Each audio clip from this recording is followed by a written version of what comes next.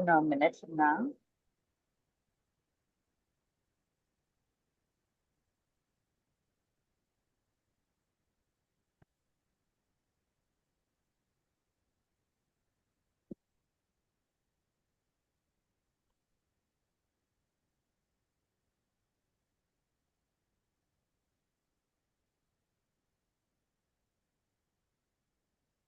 So, but I would also be recording it.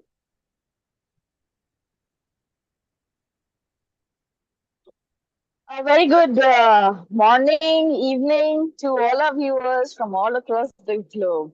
Today we have with us a very empowered and special guest. Her name is Jessica Robinson. She's presently leading sustainable finance at EY Parthenon. Earlier, she has worked with United Nations PRI, Association for Sustainable and Responsible Investment in Asia, Asia Investor Group on Climate Change, and others. She's not only a professional, she's also an author and has recently authored her first book on financial feminism, A Woman's Guide to Investing for a Sustainable Future. She has completed political science from London School of Economics, MSc in Applied Environmental Economics, BA in Economics, and has worked in Middle East, North Americas, and Asia, including India and China. A very warm welcome to you, Jessica. How are you doing today? Thank you, and thank you for inviting me. It's an honor to have you with us.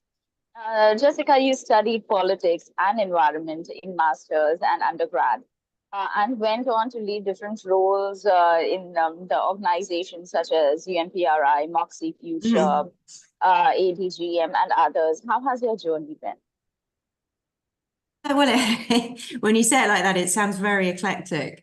Yeah, I've had a very interesting journey, and I like to think that that varied sort of both in terms of geographies, but also the roles that I've played has sort of made me good at what I do now, which is very much around ESG strategies, sustainable finance strategies. You're right. I started in my undergrad was politics and economics, actually, because I genuinely wanted to be a politician. And then I realized quite quickly, actually, my first job was working for a politician.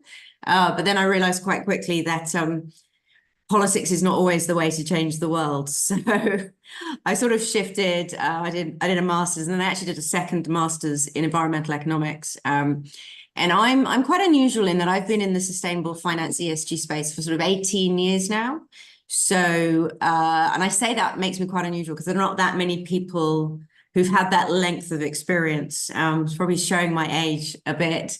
And during that time, I've lived and worked. You can probably tell from my accent, I'm from the UK. But then I was in New York for a while. I then moved to China. I was in Beijing for a few years, then in Hong Kong for many years, and I'm now in the Middle East. So my perspective is, I think I like to say my perspective is fairly global. And you know, my real focus on sustainability, ESG has been a huge passion of mine for many, many years. I often tell the story that actually when it first hit home for me, I was living in Beijing, and I'd had my two daughters sort of back to back. So I had these two babies, and I was really struck, and some of you may remember when Beijing was very polluted. And I was really struck at how we were all sort of running around thinking about global development, and yet we were creating a very polluted world. And that was a good, 18 years ago. And that's what really sort of drove me into the environmental field. Now, I've always been in financial services and industry. So I sort of went back to school and thought about how does the environment play into financial services? And that's really how I ended up in sustainable finance. But now, when I got to that point, my journey then has been quite eclectic in that I've done sort of private sector work, but I've also worked with the public sector, and I've worked with governments, I've worked with regulators as well.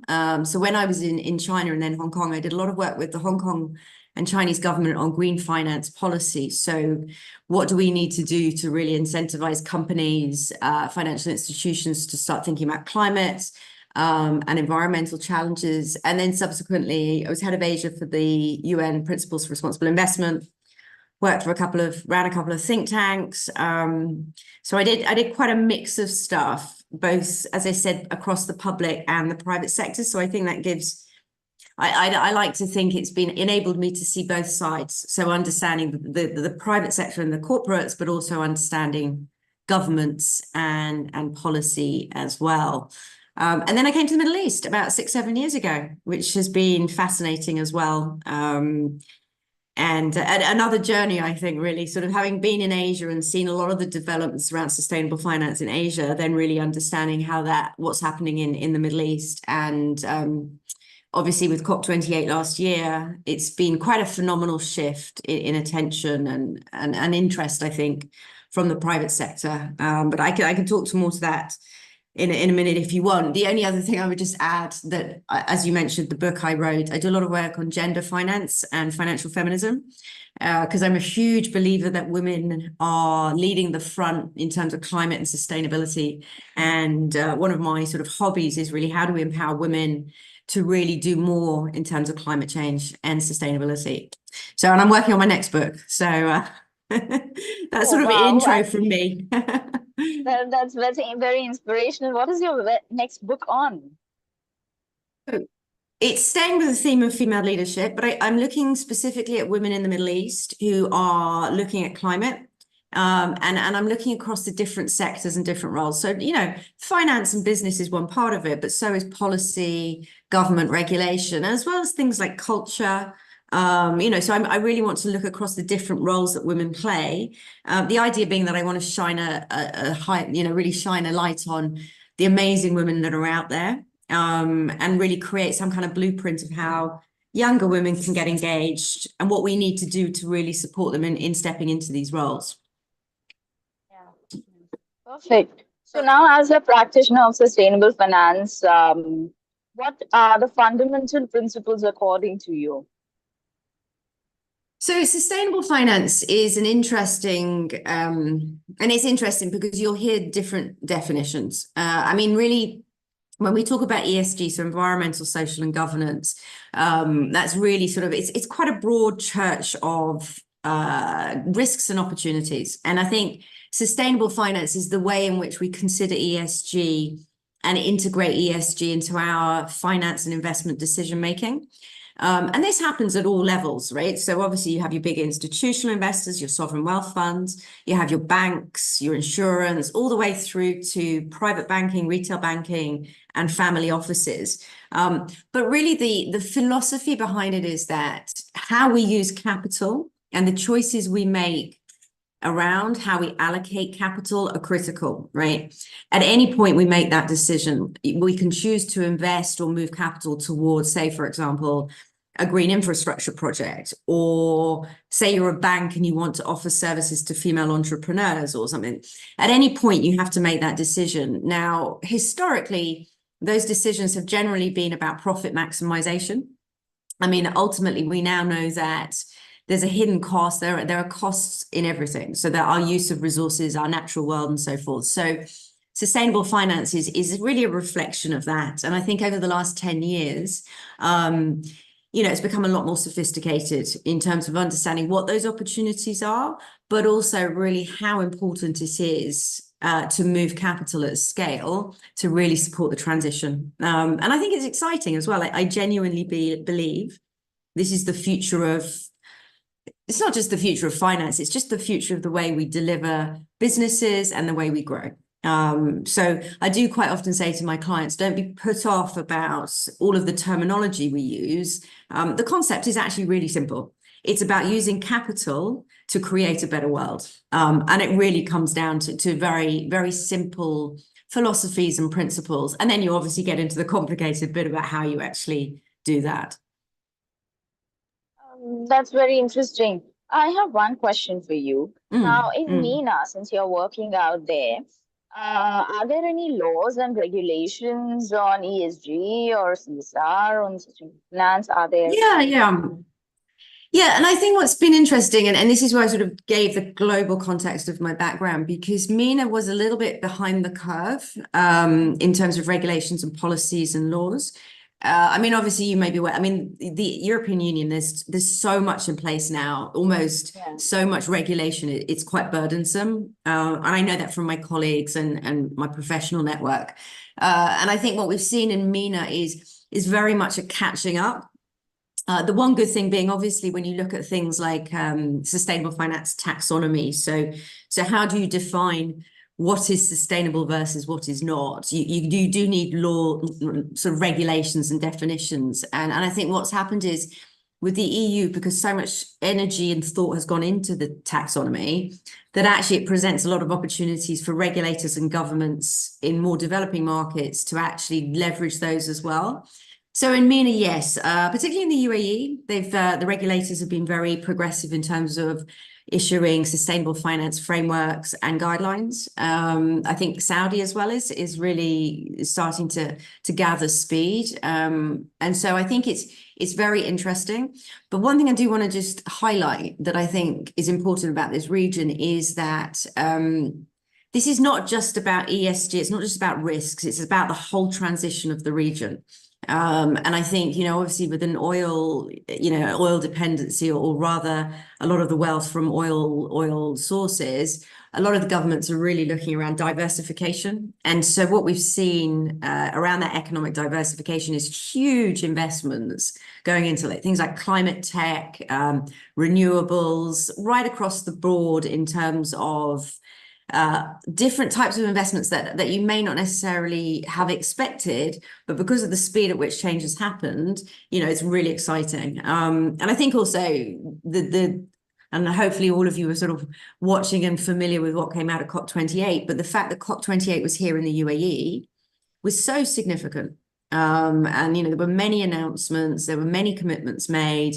I think like over 90,000 visitors to COP28. So I managed to speak, I think it was 9 events. So I was I'm sort of in and out of COP all day, but all over the 2 weeks. But I think the positive messages that came out of COP28 is that the Middle East is very serious about this.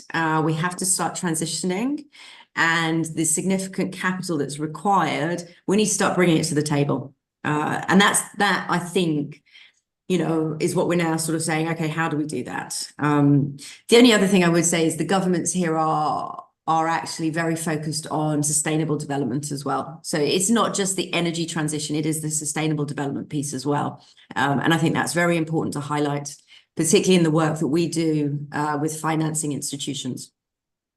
So, would you share some case studies in this wherein you have seen that the companies are integrating sustainable finance in their business or in their investment, Yeah, as you just mentioned? yeah, and I think one of the best ways to describe case studies is sort of reflect on some of the companies that I've worked at that do it well. Now, I mentioned before, ESG is a very broad church. It's a huge universe of issues, and no one company can solve all of those issues, right, across the E, S, and the G. So I do say to my clients, it's very important that you start with a clear strategy, but a strategy does not mean you're going to fix every problem in the world. It's where are you going to focus? And I normally say that I think there's generally something around net zero, because we've set net zero targets. We have to have interim and then longer term targets. So whatever your strategy is, the companies that are actually brave enough to now say, okay, we are going to set a net zero target, that is a critical component as well. And I don't think any company will get out of setting some kind of net zero target. Now, setting that target has to be done scientifically. There's a lot of planning that goes behind it, but unless a company takes one step forward, it's never going to get anywhere. The good news is that there's so many global resources now. So you've got the net zero alliances, you've got the science-based target initiatives. So many corporates, whether they're on the finance side or not, there's a lot of guidance and a lot of tools to use in doing that. So I think, so having that strategy clearly defined up front is critical. Being practical and being realistic in that strategy is another piece, and then ensuring you've weaved net zero into the business. And so those are the very important pieces. On the sustainable finance specifically, one thing that I think companies that do it well are really understanding really understanding the innovation that sustainable finance can drive. There are many opportunities for innovation, say, for example, in different technologies, whether it's different services, green services, but actually thinking about how sustainable finance drives that innovation. And I do think the demand side of that is very much scaled up now. I don't think, 5 years ago, even the concept of sustainable finance was still sort of taking hold, even in the mainstream. The good news is that we now have in the market, both in this region, but also globally, loads of examples of green finance products. We've seen a boom in green bonds. We see a lot of thematic funds, investment funds, so around things like water scarcity, sustainable development goals, lots on gender.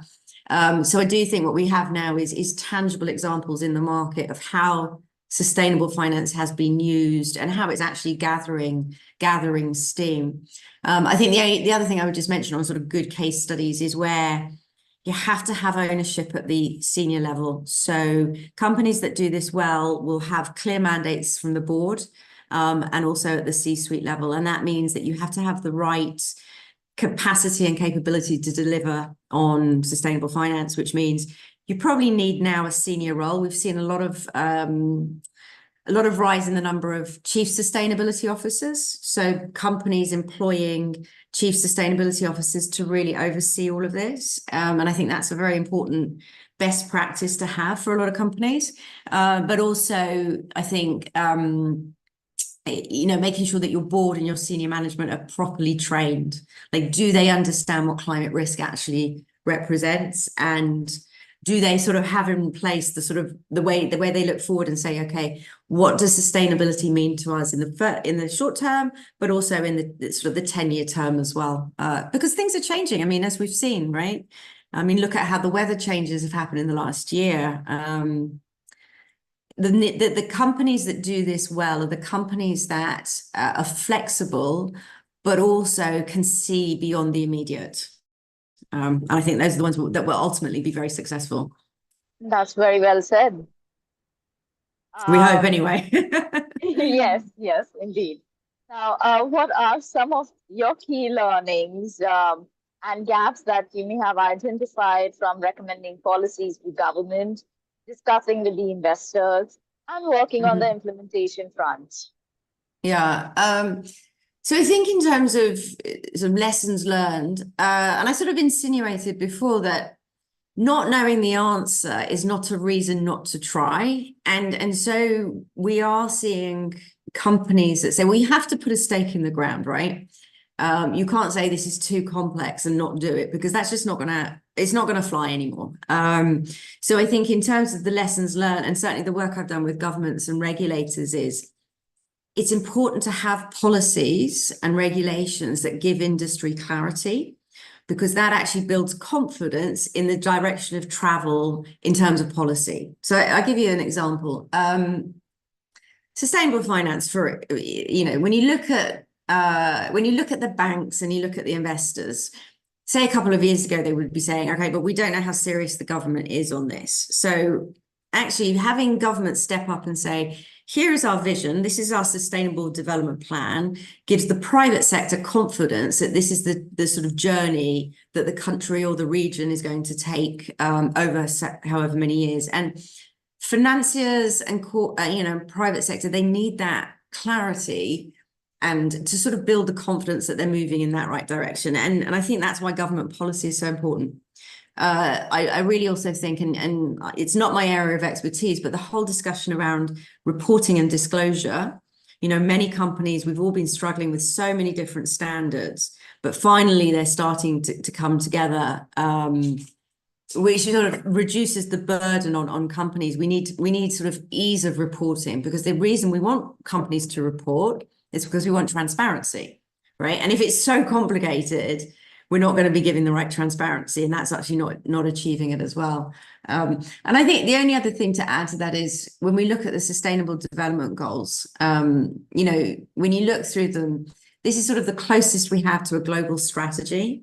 So as a strategy consultant, I like the Sustainable Development Goals because they are effectively a global strategy. So for the private sector, aligning what you do and aligning your leadership with the sustainable development goals is absolutely common sense, because what we're trying to say with the SDGs is this is what we want the world to look like by 2030, right? So we're all going to want to move in the same direction. So if you're a company, or if you're an investor, an asset manager, there you have your blueprint, right? So be smart, use it, and actually use that to develop your own strategy of investing or whatever it is. Yeah, so one other learning I just remembered that's very important. People. It all comes down to people. So ESG, sustainability, climate change, it's all about people. So it's a massive opportunity to engage with your staff, your colleagues, the leadership, all across the board, because we all want the right outcome on this. So ESG and sustainability is not one person's responsibility. It's everybody's. And so when I work with clients, I always say, you have to make sure that everybody understands this agenda, right? You might have a chief sustainability officer, but it's everybody's responsibility. But even more than that, it's sort of everyone's opportunity, because, it's not about compliance, it's about growth and equality and, making the world a better place, which I think is ultimately what we all want. Definitely, definitely. Um, so IICSR is a dedicated institute for developing responsible business leadership by training, advisory, project implementation, and reporting. Having such a diverse experience that you have, what are the interventions you see that institutions or organizations like us could fulfill? Okay, so I feel, I feel when I look around, and we talked a little bit about what successful companies look like. I think authenticity is very important in 2024. And I think that is important on a corporate level as well. And I think, we come back to the board and senior management. You always have to have the right tone from the top. If you don't, it's not going to be taken seriously. And it's down to the CEO and it's down to the board to understand what sustainability is, both in terms of the impact on the business, but again, as I said, on the people, because it really is critical that there is leadership around this. So I do try to sort of spend time with senior management to really help them understand what ESG and climate, etc., sort of represents to them. There's quite often a sort of running to the thinking about the risk piece, but it's not. It's about the opportunity piece. It's about where are there new businesses? What is the innovation you can bring to market? How can your teams support it? There's so much that goes with even things like brand loyalty, employee loyalty. This is what younger generations want to see. So in terms of that leadership, to me, it's nothing. It's not just risk. It's massively about the opportunity. And we as an institute, what are the interventions you see that we could take, maybe in capacity building, if there is a particular course that you think we should conduct, or if there is something that is missing in the existing ecosystem that we could fulfill? Yeah, I mean, the capacity building is really important. And I see this a lot, particularly on the work I do on gender. So actually bringing together like-minded stakeholders to talk about things like gender finance. How do we accelerate access to finance for female founders, particularly in the climate space? So I mean, I think capacity building is critical. However, we need to move to impact. And this, I know it's very tricky, but we can do lots of talking. We can have strategies and stuff, but unless we're having the impact we want, it's sort of a futile exercise. And I think as your institute and as practitioners in the market, what we need to really hone in on is what is the positive impact we're looking to have, and how do we then measure it? And I think I was having a discussion actually earlier today with a colleague. The problem is people they rush to things like, well, we've had X number of social media likes. To me, that's not good enough, right? That's an easy KPI. Like, let's be more ambitious, right? Let's say, okay, the number of women who've managed to access a loan to build a climate solutions business, for one thing. the number of sustainably procured products we've sold versus less sustainable. Actually putting some hard targets around things, I think, is really important, and I don't think we should shy away from doing it either. So that would be my sort of really strong recommendation to you and the institute. That's a very much practical approach. We all need to do that for sure. Yes. Jessica, it has been wonderful talking to you. Any message to our viewers? Firstly, my pleasure, and thank you for inviting me. I think just the final thing, coming back to the people component, let's not forget this is about us.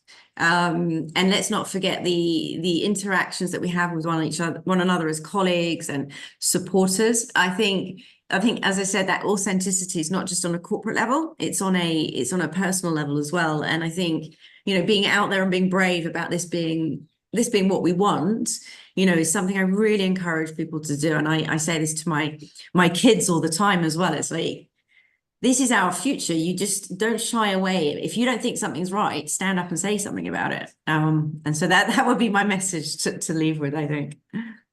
Thank you. Thank you so much. And it's an honor to have you with us and learn from your plethora of experiences. It's very enriching discussion. Thank you so much. Wonderful.